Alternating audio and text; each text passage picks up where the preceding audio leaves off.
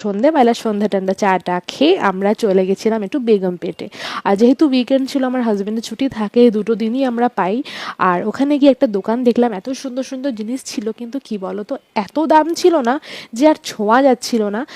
একটা ফুলের মালার দাম ছিল 1,000 1,500, তার নিচের কোনো কোনো কথাই ছিল না। তারপর আমার হাজবেন্ড বলল চলো তোমাকে এক জায়গায় নিয়ে যাই যেখানে ওরা কিনা মাঝে মধ্যে পাওভাজি খায়, সেখানকার পাওভাজি নাকি খুবই ভালো, এটাও বেগমপেটেই, ওর অফিসের সামনেই।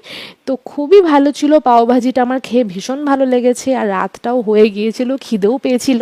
আর তারপরেই 1 কাপ চা খেলাম আমরা, সেটাও আমরা ও যেখানে চা খায়, জায়গাটা খুবই সুন্দর ছিল, মানে চা কফি মানে যা খাবে সব ছিল, খুবই সুন্দর বসার জায়গা টায়গা।